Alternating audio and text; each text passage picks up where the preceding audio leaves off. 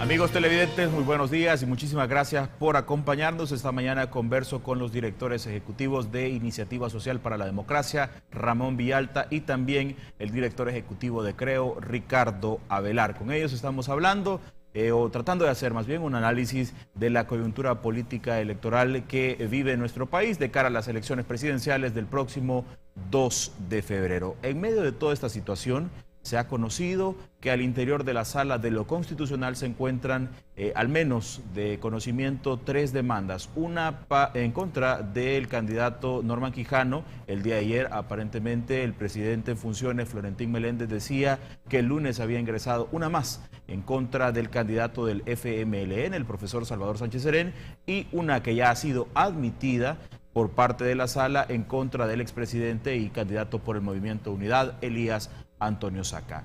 En medio de toda esta situación, decía el presidente del Tribunal Supremo Electoral, mostraba su preocupación de lo que podría desencadenar un fallo de la Sala a estas alturas de la campaña electoral. Ricardo, todo este panorama, ¿en qué se puede traducir o qué se puede entender cuando hay demandas en contra de candidatos presidenciales?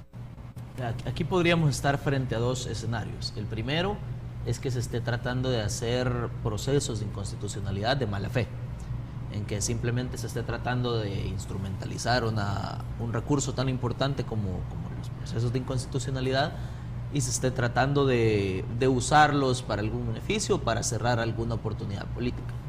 Pero yo realmente estoy bastante convencido y tranquilo de que un recurso, un proceso de mala fe va a carecer de elementos legales suficientes, y hemos visto cómo la Sala de lo Constitucional ha actuado, nos ha dado cierta confianza, que ha actuado con independencia y que ha actuado con sensatez, que no ha tenido una agenda política.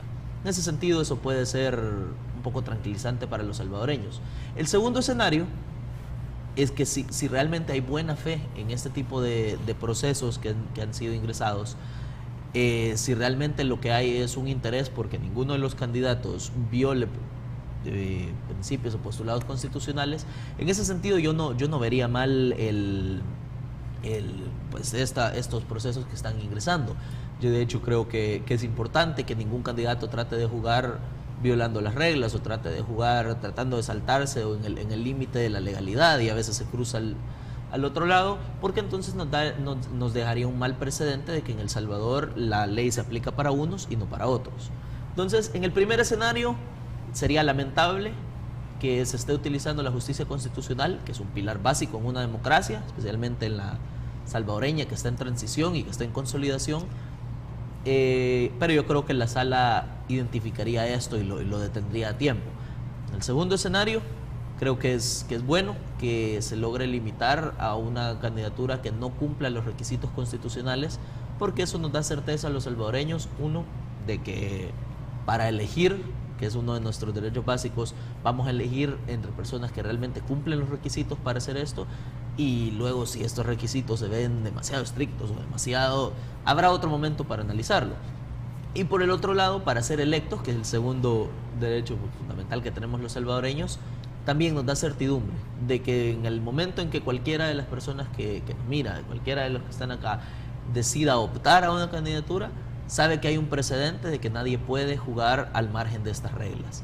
Ahora bien, yo creo que más allá de esto, eso debería obligar a los partidos, en el caso eventual de que pudiera declararse inconstitucional alguna de las candidaturas, esto debería obligar a los partidos a tener una alternativa, a pensar opciones, a pensar no solo opciones de personas, sino opciones de ideas que se estén manejando.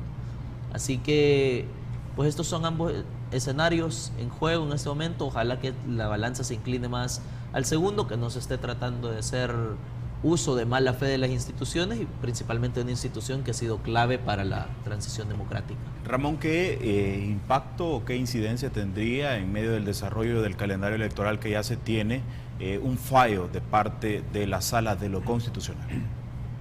Bueno, en el calendario electoral como tal no tendría una afectación directa, porque la declaratoria de inconstitucionalidad de un candidato a lo que lleva es a la obligación de un partido político a tener que sustituir a su candidato y tener que nombrar a otra persona. y eso, de hecho, la ley se lo permite, y entonces creo que el efecto, obviamente más contundente, estaría en el movimiento de votantes que habría y hacia dónde se estaría orientando esta población votante y a quién favorecería. En un caso hipotético de la declaración de inconstitucionalidad contra la candidatura de Tony Saca y dejar intactas las otras dos candidaturas, obviamente el votante de Unidad, aun cuando pudiera quedar otra persona, no es lo mismo con el candidato Tony Saca. Y mucho del votante PCN-PDC, que ahora diríamos estaría votando a favor de Tony Saca, se movería, como lo ha ocurrido desde 1994, porque el votante PCN y PDC ha demostrado que en elecciones presidenciales desde 1994, aun cuando sus partidos lleven candidatos, más de la mitad de esos votantes se trasladan a votar con Arena. Lo han hecho y así están, y así aparece el registro histórico.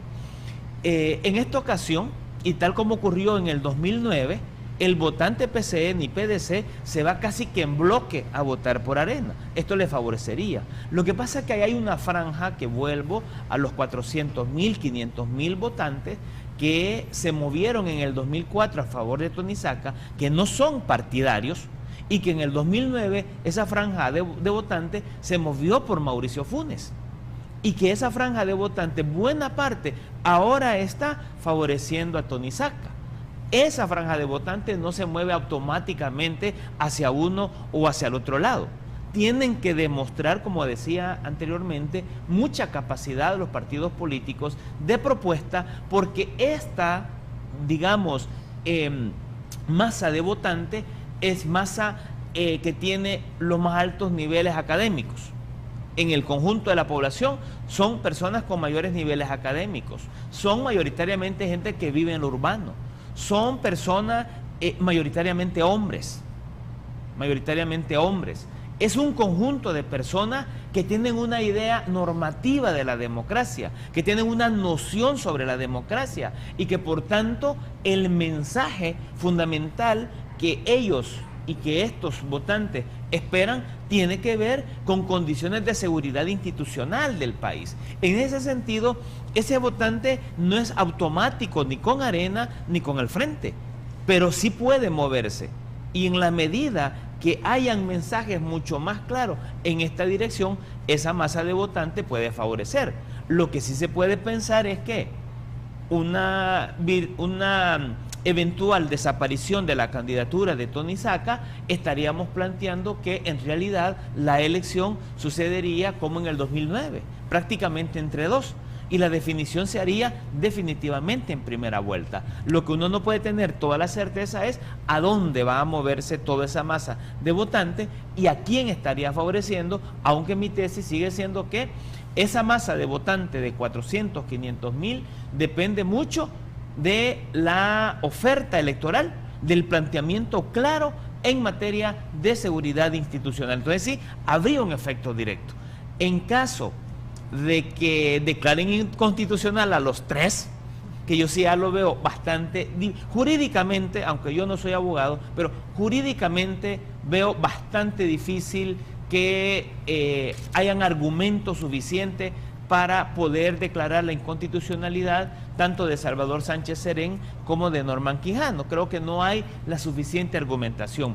Pero en el caso de Tony Saca sí lo hay. En un caso hipotético, de todas maneras, de que se van los tres, la cosa se complica, pero es una oportunidad que también los partidos tendrían de recambiar sus candidatos, de poner personas, a lo mejor en algunos casos, de remozar en el marco de la campaña y tener otras oportunidades. Hay un tema que sin duda alguna es importante mencionar, y es que la Sala de lo Constitucional no tiene plazos para poder resolver pero ya lo decía el día de ayer el magistrado presidente en funciones de la Corte Suprema de Justicia, Florentín Meléndez, que él no va a firmar o no va a admitir ninguna otra demanda que se esté dando de última hora y que vaya en alguna medida a entorpecer los tiempos o el mismo proceso electoral como tal. Vamos a ampliar más al regresar de la pausa y también me interesa conocer de mis invitados qué piensan o qué es lo que deberíamos de estar escuchando de parte de los candidatos presidenciales en las propuestas. Volvemos, amigos.